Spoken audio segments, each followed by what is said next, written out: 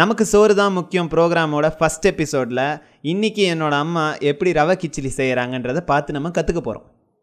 ஒரு வெங்காயம், ஒரு தக்காளி, 6-7 பல் பூண்டு, 3 பச்சை மிளகா, கொஞ்சம் கருவேப்பிலை, முந்திரி பருப்பு கொஞ்சம், பட்டை, லவங்கம், ஏலக்காய், இலை, சோம்பு அது வரைக்கும் எடுத்துக்கோங்க. ஃபேனை வச்சு ஒரு 5 நிமிஷம் ரவையை வறுத்துக்குங்க. 1 ஸ்பூன் டால்டா, 1 கப் எண்ணெய் ஊற்றிடுங்க.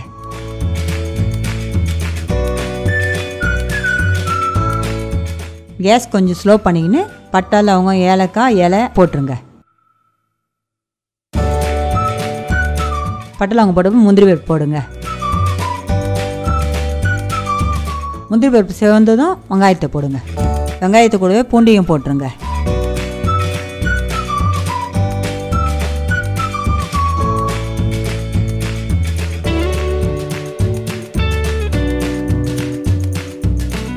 ஃபைவ் மினிட்ஸ் நல்லா வதங்கின பிறகு பச்சை மிளகா போட்டுங்க. நல்லா ஒரு 10 நிமிஷம் வெங்காயம் வதங்கின பிறகு தக்காளியும் கருவேப்பிலையும் போட்டுடணும் கூட.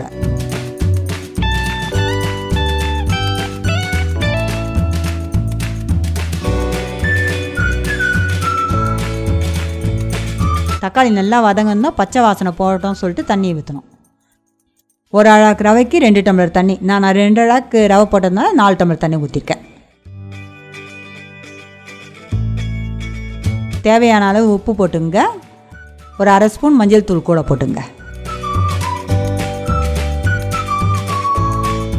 தண்ணி கொதிக்கிற வரைக்கும் தட்டு மூடி வைங்க. இப்போ தண்ணி கொதிச்சிடுச்சு. ரவையை நம்ம இதில் ஆட் பண்ணிடலாம். ஸ்டவ்வை கொஞ்சம் ஸ்லோ பண்ணிங்க. தீ அதிகமாக வச்சுட்டு நீங்கள் ரவையை கொட்டினா மேலே அடிக்கும், அதனால ஸ்லோ பண்ணிக்கோங்க. ரவை கெட்டியாகிற வரைக்கும் அதை கலருங்க. இப்போ ரவா கிச்சிலி ரெடி ஆகிடுச்சு. இது கூட தேங்காய் சட்னி வச்சு சாப்பிட்டா சூப்பராகவும் சுவையாகவும் இருக்கும்.